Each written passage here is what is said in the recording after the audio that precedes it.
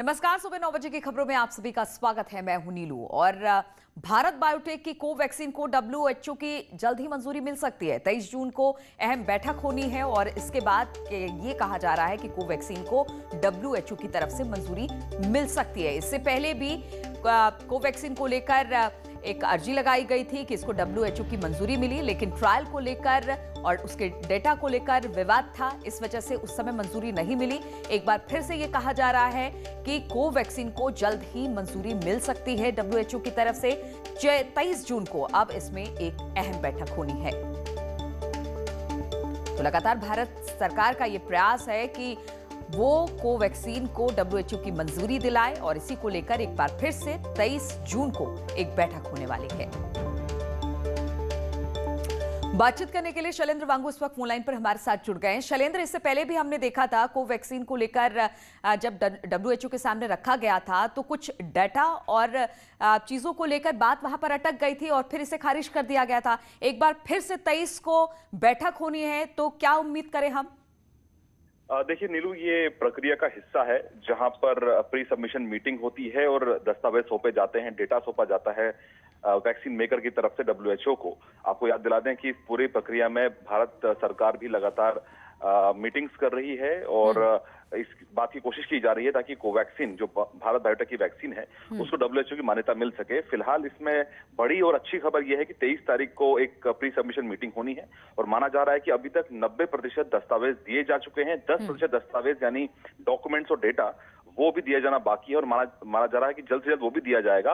और उम्मीद की जा रही है कि अगले 3 महीनों के अंदर डब्ल्यूएचओ की जो अप्रूवल है वो कोवैक्सीन को मिल जाएगा, जिसके बाद ये कई अन्य देशों में भी इसका इस्तेमाल किया जा सकेगा इस वैक्सीन का। और ये भी जो बताया जा रहा है कि वैक्सीन पासपोर्ट की जो बात की जाती है कि वैक्सीन लेने के बाद अगर अंतर्राष्ट्रीय यात्रा पर जाना हो तो ऐसे में अगर कोवैक्सीन को अगर मान्यता मिलती है तो वो उन तमाम लोगों के लिए एक राहत की खबर होगी जिन्होंने कोवैक्सीन ली है। बिल्कुल, और हम भी यही उम्मीद करते हैं जल्द ही डब्ल्यूएचओ की तरफ से कोवैक्सीन को मंजूरी मिले। बहुत बहुत शुक्रिया आपका शैलेंद्र हमारे साथ जुड़ने के लिए।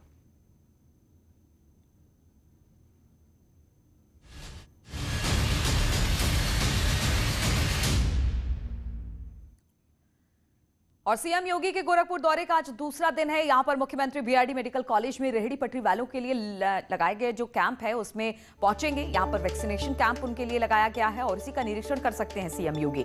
और इसके अलावा वो नगर निगम के निर्माणाधीन बिल्डिंग का भी आज जायजा ले सकते हैं। वहीं सीएम योगी कल वाराणसी का दौरा करेंगे। पहले कहा यह जा रहा था कि आज वाराणसी जाएंगे, लेकिन अब खबर ये आ रही है कि कल वाराणसी के दौरे पर निकलेंगे। लेकिन उससे पहले आज गोरखपुर में कई जगह पर जाने वाले हैं सीएम योगी।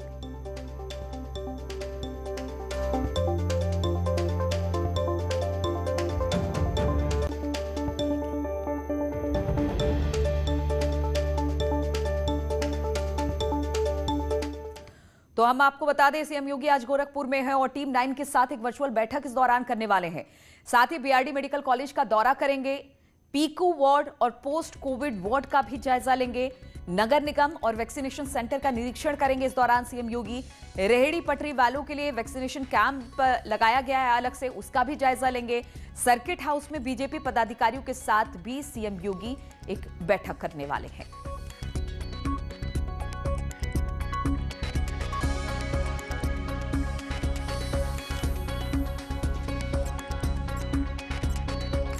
और इसी पर बातचीत करने के लिए रामगोपाल इस वक्त गोरखपुर से हमारे साथ जुड़ गए हैं। रामगोपाल, आज चूंकि वाराणसी जाने का भी उनका कार्यक्रम था, लेकिन अब वो कल वाराणसी जाने वाले हैं, लेकिन आज गोरखपुर में उनके कई कार्यक्रम हैं। कौन कौन से ऐसे महत्वपूर्ण कार्यक्रम जिसमें आज सीएम योगी जाने वाले हैं?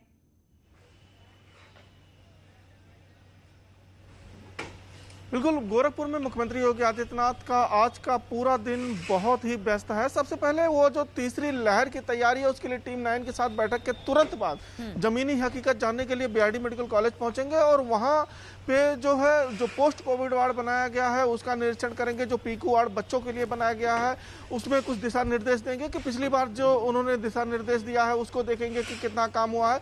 और उसके बाद वो नगर निगम में आएंगे।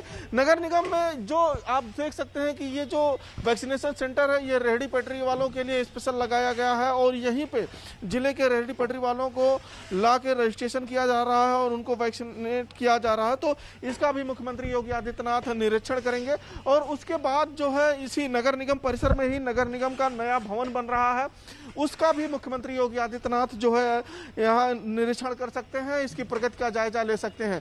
इसके बाद मुख्यमंत्री योगी आदित्यनाथ यहाँ से जो है सर्किट हाउस जाएंगे और वहाँ पे पार्टी पदाधिकारियों के साथ बैठक करेंगे।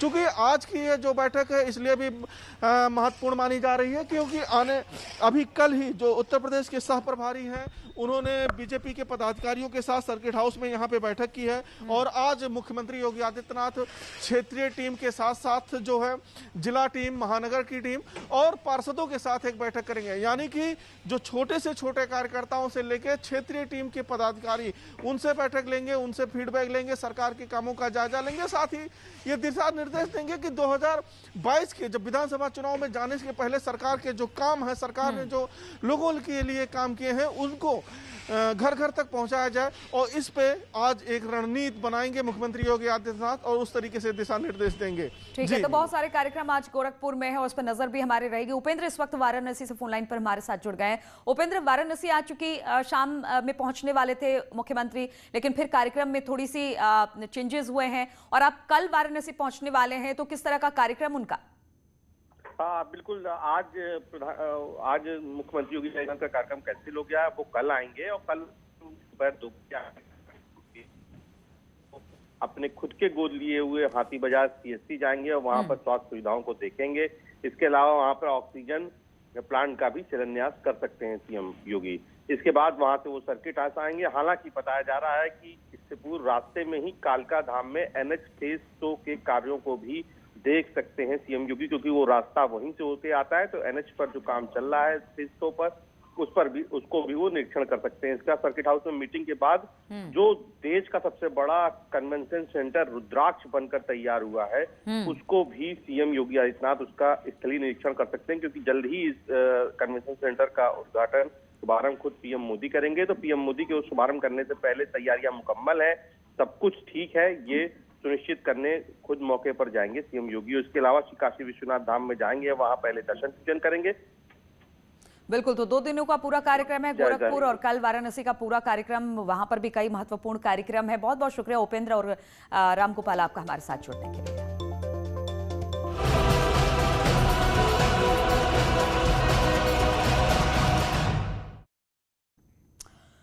और अलीगढ़ में जहरीली शराब कांड में पुलिस को बड़ी सफलता हाथ लगी है। पुलिस के रिमांड पर लिए गए आरोपी मदन गोपाल उर्फ कालिया की निशानदेही पर गुरुग्राम में नकली शराब फैक्ट्री का भंडाफोड़ हुआ है। 2 मंजिला इमारत में इस फैक्ट्री को आरोपी बताया है कि किस तरह से यहां पर काम चल रहा था। मदन गोपाल उर्फ कालिया खुद इसे संचालित करता था और यहां तैयार शराब सिंडिकेट के लिए वो नकली शराब और नकली शराब पैकिंग के उत्पाद बनाता था। बाद में उन्हें अलीगढ़ ले जाकर ऋषि, अनिल, विपिन, शिव कुमार के सिंडिकेट को बेचता था।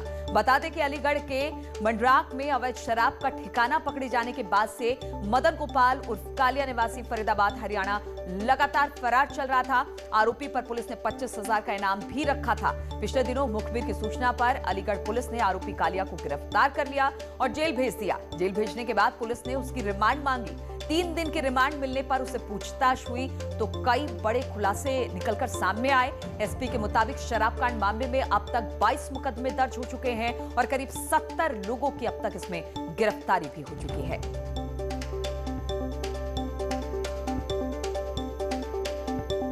मदन गोपाल उर्फ मदन कालिया, जिसको कुछ ही दिन पहले गिरफ्तार किया गया था, उसको 3 दिवस की रिमांड पर लिया गया था। उसकी निशानदेही पर आज हरियाणा में पालम विहार स्थित, जो गुड़गांव में पड़ता है, न्यू पालम विहार कॉलोनी में उसकी निशानदेही पर एक 2 मंजिला फैक्ट्री पुलिस द्वारा बरामद की गई है। यह बता दें कि मदन कालिया के पूर्व में जो गिरफ्तार इसके जो माफिया लोग थे, विशेष तौर से जो इनामिया अपराधी थे, अनिल चौधरी, ऋषि एवं मुनीश शर्मा, विपिन यादव एवं शिव कुमार, इन सब से इसके संबंध थे। इनके ये संपर्क में लगातार रहा है और जो विवेचना से अब तक प्रकाश में आया है कि जो जहरीली शराब बनाने का या अवैध शराब बनाने का या उपमिश्रित शराब बनाने का जो मटेरियल होता है और उसकी पैकेजिंग मटेरियल है, उसको ये वहाँ से इसी फैक्ट्री से इसको बना करके इसको बेचा करता था।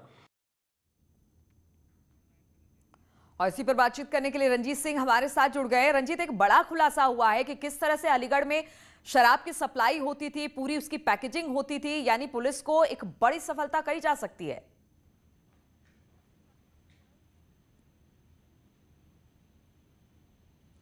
रंजीत, आपको आवाज मिल रही है?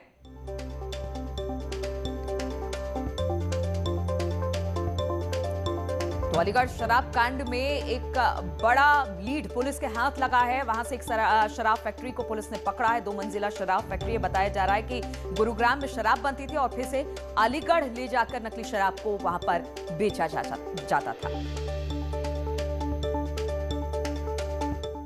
और गाजियाबाद के लोनी कांड में 2 और आरोपियों की गिरफ्तारी हो चुकी है। इंतजार और सद्दाम को पुलिस ने गिरफ्तार किया है। मुख्य आरोपी प्रवेश गुज्जर को भी गिरफ्तारी इसकी भी हुई है। कल्लू और आदिल भी पहले से इसमें गिरफ्तारी उनकी की जा चुकी है। लोनी कांड में अब तक कुल 5 गिरफ्तारियां हो चुकी हैं।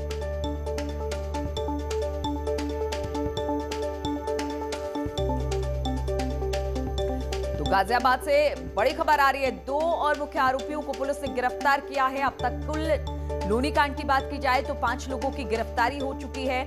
अगर सारे गिरफ्तारियों की बात करें तो इंतजार और सद्दाम को पुलिस ने गिरफ्तार किया है। मुख्य आरोपी प्रवेश गुज्जर को भी पुलिस ने गिरफ्तार किया है। कल्लू और आदिल भी अब पुलिस की गिरफ्त में है। तो लोनी कांड में अब तक 5 लोगों की गिरफ्तारी हो चुकी है। अमित राणा गाजियाबाद से इस वक्त हमारे साथ जुड़ गए हैं। अमित, लगातार लोनी कांड में गिरफ्तारियां हो रही है और पुलिस कोशिश कर रही है कि जिसने भी इस तरह की अफवाह फैलाई उनको बख्शा नहीं जाएगा, इसलिए एक के बाद एक गिरफ्तारी।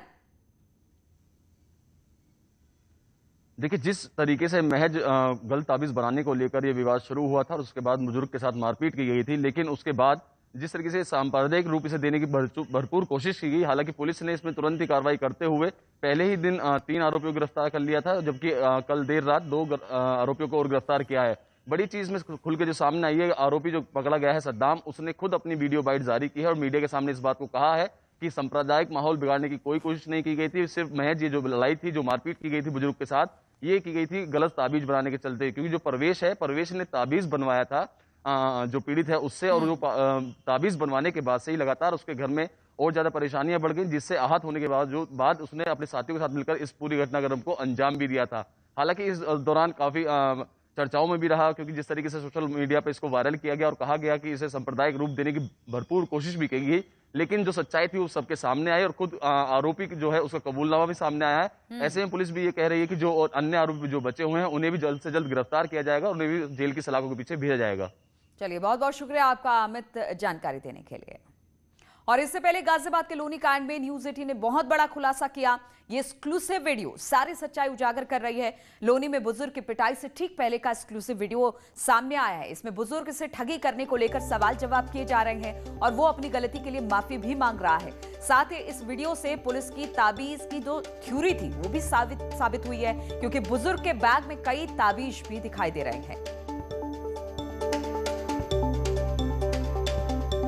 किसने कराया था? इंतजार ने। इंतजार ने कह के भेजा? कह के भेजा के जी मेरे बस में कर दो। हाँ, मेरे घर के ने जो तमीज वो भी सब देके गए हो। अच्छा, हाँ बस जी, ये सब इंतजार के कहने से गए? इंतजार के कहने से ना। ये झूठ तो फोन बोल के गया ना, तू ये कर दो वो कर दो, मतलब भूत थारे के पड़े थे, झूठ रहे थे नहीं है? हाँ हाँ। इंतजार ने क्या भेजा था? इंतजार ने कहा कि ये मेरे फेवर में आ जाना चाहिए। हाँ, इनसे मेरा काम है। इनसे मेरा काम है। इनसे मेरा काम है। हाँ, ये क्या भेजा इंतजार ने? बस बस 5 तारीख के बाद आए तो वो इम्तियाज़ भाई के पास आए थे। इम्तियाज़ भाई बोले मुझसे इनको लेके पंथला चला गया परवेश के यहाँ पर। मैं चला गया, परवेश का फ़ोन आता रास्ते में, तो परवेश बोला कहाँ पर? मैं बोला रास्ते में। उन्होंने आ लिया 5 मिनट में। ठीक है, आ जा। तो वहाँ गया सर, तो मैं सूफी को लेके पहुँच गया। तो वहाँ पर किसी ने, परवेश ने फ़ोन करा आदिल को। आदिल के साथ 3-4 लड़के आए। तो फिर इम्तियाज़ भाई के पास फ़ोन करा परवेश ने। उन्होंने ऐसे ऐसे सूफी जी ऐसे कह रहे हैं, तेने इंतजार ने करवाया है तेरे ऊपर, अपना घर बस करवाने के ऊपर। उन्होंने इसके घर को मेरे ऊपर करवा दे। ठीक है, तो सर इनमें फिर इंतजार को बुलाया वहाँ पर। तो सूफी वहाँ पर नाट गया। सूफी वहाँ पर नाटने के बाद सर इनमें आपस में वहाँ पर झगड़ा बन गया। इनमें झगड़ा बनने के बाद इनकी दाढ़ी काट दी गई कल्लू ने। वहाँ पर मौजूद थे, ये 10-12 लड़के थे मौजूद थे वहाँ पर। परवेश के भी थे 5-6 लड़के। और बागपत से खबर लेते हैं। यहाँ पर पुलिस की गौ तस्करों से मुठभेड़ हुई है। मुठभेड़ में गौ तस्कर के पैर में गोली लगी। घायल आरोपी को फिलहाल तो अस्पताल में भर्ती करा दिया गया है। और जो ये गौ तस्कर है उसमें कई सारे केस भी है। बिनौली के दरकावदा के पास ये मुठभेड़ बताई जा रही है। बागपत से खबर है, पुलिस की गौ तस्करों के साथ मुठभेड़ हुई, जिसमें एक आरोपी को पैर में गोली भी लगी है।